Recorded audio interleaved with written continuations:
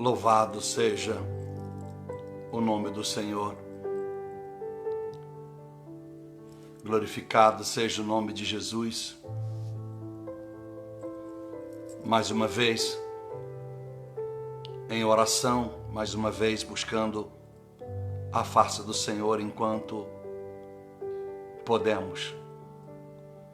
A Bíblia diz em Isaías 55:6: buscai o Senhor enquanto o pode achá-lo, enquanto pode encontrá-lo. Temos que ser gratos todos os dias. Não é só porque estamos vivos, porque a verdadeira vida é após esta vida. Na verdade, por tantos anos que vivemos nesta terra, é apenas um ensaio, se nós aplicarmos bem as nossas escolhas e decisões.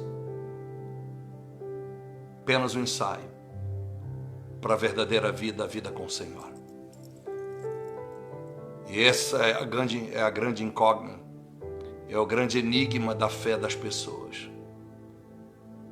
Para onde vou? Será que todos nós que professamos Jesus Cristo, será que todos nós que oramos, que consagramos ou de alguma forma aplicamos atos bondosos à religiosidade, estamos certos? O nosso caminho aos céus está tão certo quanto a nossa convicção? Como tem estado nós diante do Senhor? Qual a nossa certeza? Muitas das vezes pergunto isso a todos: qual a certeza que nos leva a crer que vamos para o céu? Aí alguém diz: pastor, é a fé. Mas todo mundo tem fé. Até quem é ateu tem muita fé. Tanta fé que acredita que não precisa de Deus, que Ele é suficiente para a sua vida. Mas a fé que nos leva ao céu não é aquela fé que é movida pelo coração, movida pelo raciocínio humano. Tem que ser uma fé pautada e alicerçada na palavra. Aquela fé que nós temos convicção que estamos vivendo as Escrituras Sagradas. Porque senão é uma fé incompleta, é uma fé vazia. É uma fé sem raciocínio, é uma fé ilógica, é uma fé imatura. E ela nos traz apenas uma esperança morta. Então agradeça a Deus por você estar conosco orando, porque muitas pessoas gostariam e não podem mais. Eu quero ler e já orar por você. Estamos aqui orando por todas as pessoas que nos mandaram oração, através da Fátima, Aquino, que nos ajuda, enfim, todas as orações que recebemos pelo Message, todas já foram colocadas no caderno, que é esse que fica sempre dentro desse envelope aqui, esse saco, onde tem pedidos soltos, cartões de visitas, enfim, alguns papéis que as pessoas já me entregaram e um caderno que eu coloco só o primeiro nome, às vezes eu coloco só o seu nome principal e família, a não ser que você passe nome específico, então está todos aqui. Eu quero ler para vocês. Nós começamos ontem a falar em Abacuque e nós falamos sobre, dentre tantas passagens bíblicas, mais uma vez a contrariedade, a tristeza de Deus por causa da idolatria do homem. E ela não está apenas exposta numa estátua de barro, ela pode estar, nós podemos idolatrar um carro, podemos idolatrar uma roupa, podemos idolatrar uma moda, podemos idolatrar a nossa própria vida, cuidando mais da matéria do que do espírito, podemos idolatrar um filho, podemos idolatrar o cônjuge, podemos idolatrar uma mãe, um pai, podemos colocar alguma coisa que tem até mais valor do que Deus. Choramos mais por esta coisa, ou por esta pessoa, do que necessariamente para Deus. Então, começamos a falar da indignidade do Senhor. Indignidade do Senhor. E no verso 20 do capítulo 2 de Abacuque, ele disse: o Senhor está no seu santo templo. O santo templo é os céus, mas a nossa vida pode se tornar santa se permitirmos que o Espírito Santo nos lave, nos transforme pela palavra. Tito 3,5, aí lavado, santificado pelo Espírito Santo, em nome do Filho, para a glória do Pai, então nos tornamos o santo templo. Ele pode habitar em nós. E ele diz, então, cale-se todo o universo diante de mim. Aí no capítulo 3 nós falamos que, começamos ontem, então, Abacuque ouve o Senhor. Ele ouve a repreensão de Deus. Abacuque está preocupado, como muitos de nós. O Abacuque está preocupado, por quê? Porque ele quer que Deus abençoe o povo. Ele quer que Deus faça uma reviravolta na história do povo. E ele está preocupado. Ele está com medo, ao mesmo tempo dizendo, Senhor, será que o Senhor fez silêncio? No capítulo 1 ele disse, o Senhor fez silêncio, o Senhor está inerte. Os nossos sofrimentos, o ímpio está prosperando, as pessoas que não te louvam te prosperam. Elas crescem na vida e nós estamos arruinados.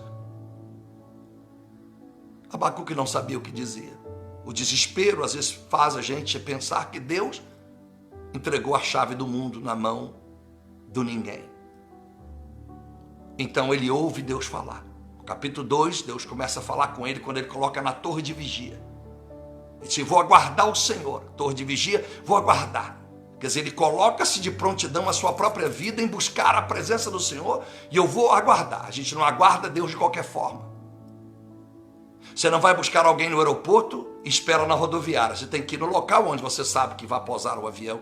E se você quiser na rodoviária, você tem que ir alguém que vai chegar de ônibus. E assim, ninguém pode esperar a Deus no lugar onde Deus não estará. Porque onde Deus coloca o pé se torna terra santa. Então a gente tem que ter temor e reverência ao Senhor. Moisés experimentou isso no capítulo 2 de Êxodo. Ele vai experimentar que aonde Deus está, nós não podemos entrar de qualquer forma. Ele estava no alto do morro, de uma montanha, aonde poderia ter fezes dos animais do seu sogro Jetro. E Deus disse, tira a sandália, aqui é terra santa. Não faz sentido. Oh, mas isso aqui é uma terra cheia de poeira, tem fezes dos animais do meu sogro, ao qual eu cuido. Ele diz, pois é, agora eu cheguei. E as fezes dos animais do teu sogro não podem impedir a minha santidade. Tira a sandália. Mas os animais, esquece os animais. O homem, os animais são mais limpos do que... Os animais são mais limpos que os homens porque eles não fazem a mínima do que o ser humano faz. Então Moisés toma um choque, assim como Abacuque. Aí ele disse a Abacuque, ouvir a tua voz. Eu ouvi a tua fama, eu vi o que o Senhor é capaz de fazer e o que o Senhor já fez. É como se Deus passa na mente de Abacuque a sua história, a história dele, do Senhor Deus. O que havia até a geração de Abacuque acontecido. E dali para frente, ele toma um susto, ele teme, ele disse, Deus, lembre-te da tua misericórdia quando chegar a tua ira. Avive então a obra, faça conhecida. É isso que nós estamos fazendo. Orando, buscando a face de Deus. E quanto mais buscamos a Deus, mais temos a certeza que estamos dispondo diante dele.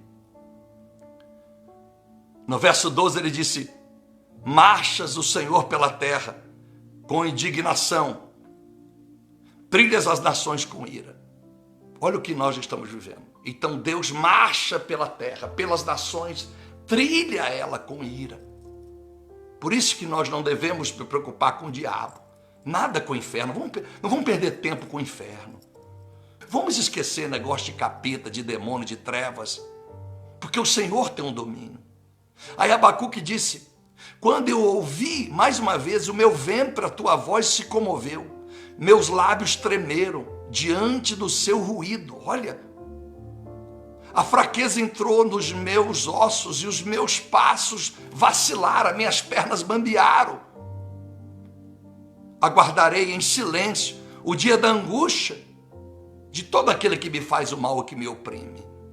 Aí ele diz, o homem que queixava da vida, que queixava da ausência da prosperidade, que queixava do azar, da falta de sorte, que queixava de uma vida difícil, ele disse agora, verso 17, ainda que a figueira não floresça e não haja fruto na videira, ainda que o produto da oliveira fale, não haja,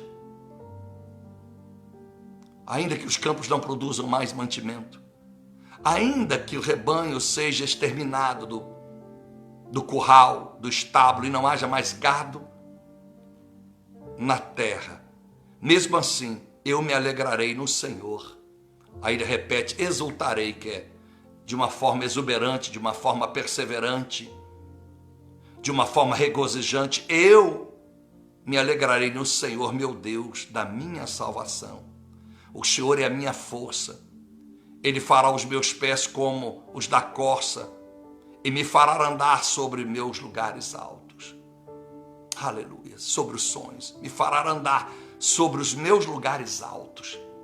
Deus te fará andar sobre os lugares mais altos, que significa os sonhos mais difíceis, as coisas que parecem impossível, aquelas coisas que parecem surreal. Deus te fará andar sobre os teus sonhos, os lugares altos da sua vida. Mas façamos como Abacuque. Aí ele disse ao regente da música, ao instrumentista de corda, começa lamentando e chora diante de Deus. Quando falamos de idolatria, porque a Bíblia disse em Lucas 20:38 que Deus é Deus do vivo e não Deus dos mortos. Por que ele é Deus dos vivos, pastor? Porque Colossenses 1,15 diz que Jesus é o primogênito daqueles que ressuscitaram dentre os mortos. Por que primogênito? Porque foi o primeiro primogênito, mas tanta gente já morreu não, porque ele é o primogênito dentre os mortos que ressuscitou. Ele é o primeiro, 1 Pedro 1,3. Por isso que Jesus Cristo, só ele deve ser adorado. E por último, o Senhor demora para irar. Agora Naum capítulo 1, versículo de número 3. O Senhor demora, o Senhor tarda a irar. Nós não podemos lamentar. Vamos tirar o foco da Globo ou de qualquer imagem, não tem nada contra a Globo, a Bandeirantes, o que seja. Vamos tirar o foco das notícias ruins, porque eles ganham dinheiro assim. Das falsas fake news aí, seguindo grupos que ficam o dia inteiro tomando o seu tempo, e eles ganham dinheiro com seu like, eles ganham dinheiro com a sua visualização. Então, foque no Senhor, porque o Senhor tarda em irá, e se isso veio, esquecemos. Ainda que muitos de nós, em qualquer outro estado e país, possa ficar triste com o seu presidente, com o seu governador, com o seu prefeito, esqueça eles, vamos orar e pedir a Deus que aceite o nosso arrependimento e que nos envie o teu perdão. É o que nós precisamos. A Bíblia disse, então ele tarda em irar-se, tem grande poder e não inocente o culpado. Pastor, eu tenho muito erro, então que esperança eu tenho de ser salvo, de ser abençoado, se Deus é inocente o culpado? A boa notícia é que quando eu me rendo ao Senhor e me arrependo, você não torna mais culpado, mais justo. Então Deus te inocenta, porque você se humilhou diante dele. Aleluia! Oh Espírito Santo! Aleluia! E termina dizendo, o Senhor tem o seu caminho nos vendavais, nas tempestades, diz a palavra. Essa tempestade, esse vendaval, é o Senhor. A Bíblia disse que as nuvens são estrada dos seus pés, termina o versículo 3. Fique tranquilo.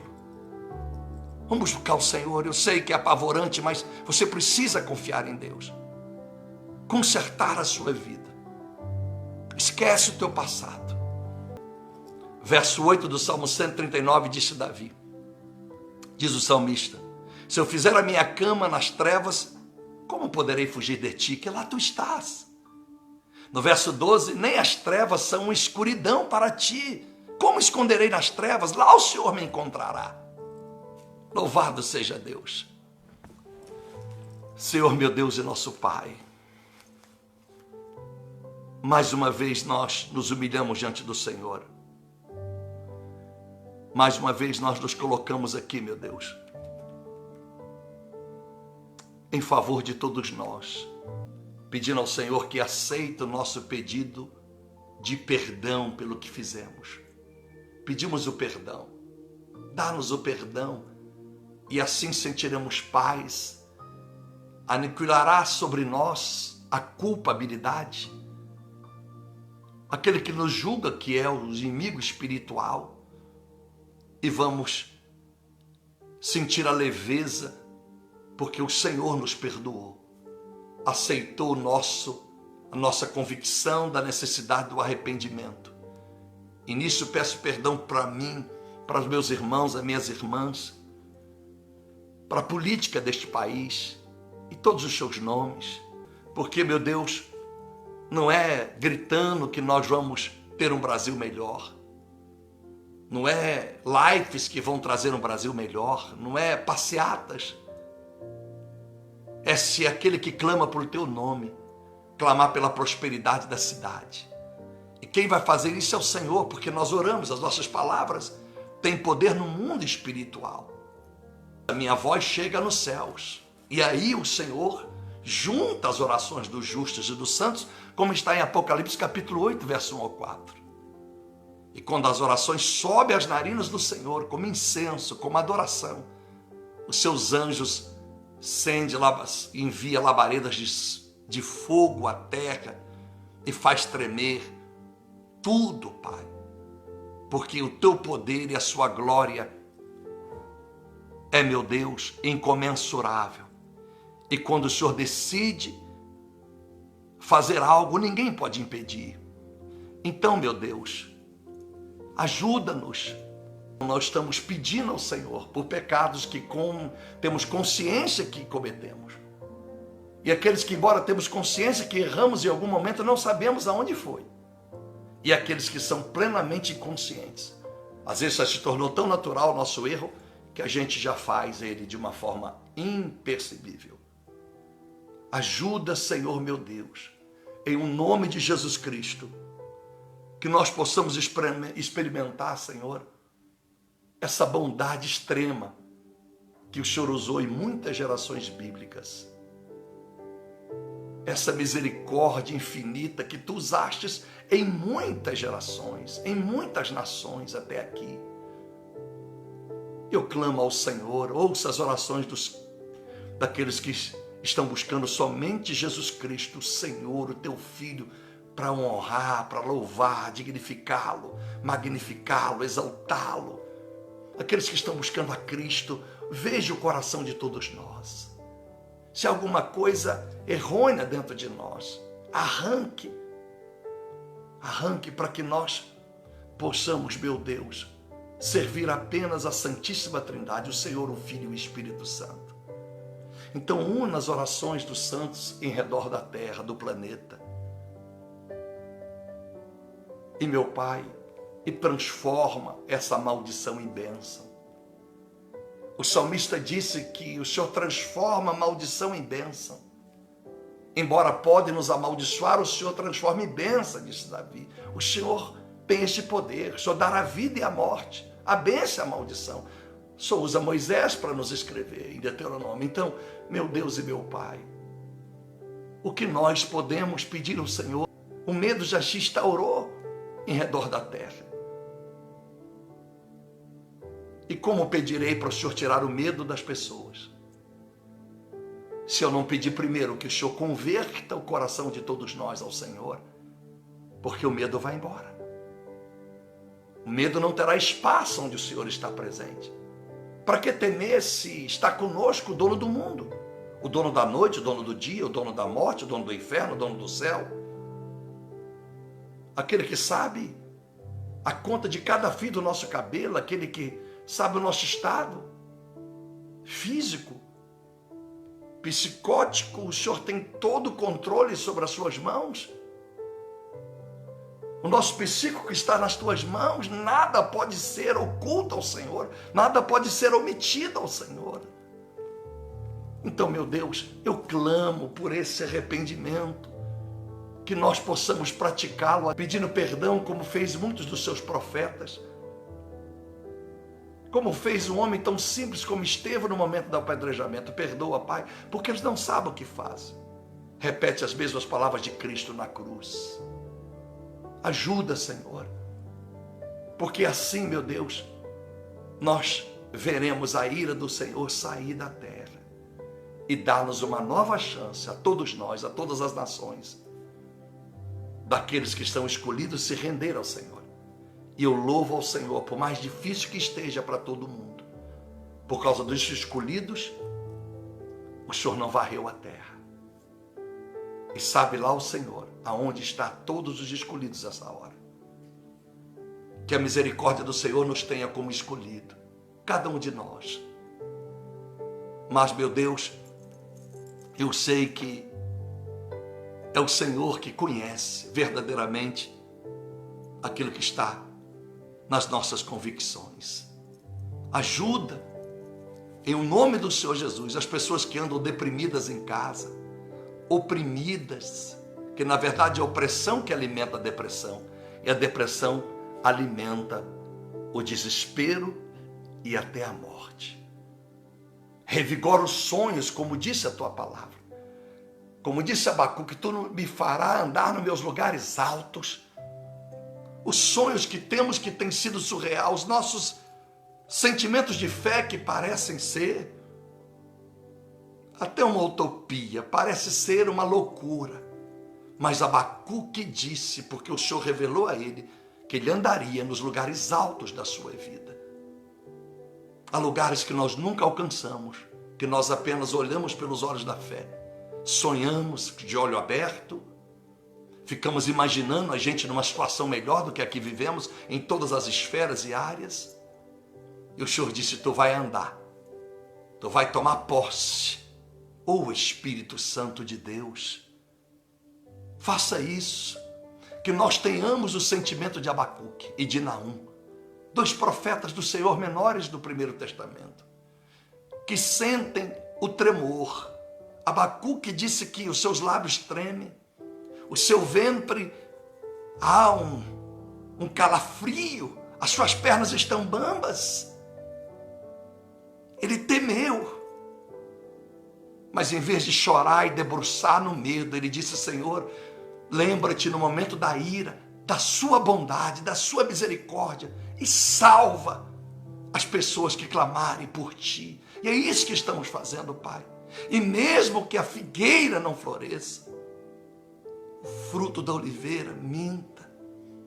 Ainda, meu Deus, que estamos na mesma condição do verso 17 de Abacuque 3, nós dissemos, nós vamos te exaltar, vamos, meu Deus, glorificar o teu nome, exultaremos no Senhor e agradecemos ao Senhor porque não temos outra alternativa que não seja esta, que não seja, meu Deus, a de nos colocar humildemente diante do Senhor e dizer, Pai, já oramos por tanta coisa, já pedimos por tantas coisas para pessoas, para gente mesmo, para parente, para amigos, e agora é hora de pararmos de pedirmos tudo isso que Abacuque vinha pedindo e dizer, Senhor, que a sua presença alegre o nosso coração, que a sua presença seja autossuficiente a nossa vida.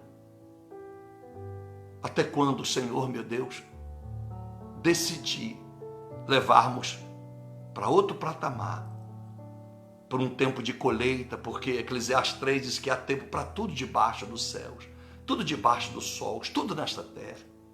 Há tempo para nascer, há tempo para morrer, há tempo para semear, há tempo para arrancar, há tempo para edificar, há tempo para derribar, há tempo para tudo, há tempo para cantar, há tempo para chorar. Oh, Espírito Santo, para que temer o futuro, se o futuro para o Senhor já aconteceu, está escrito?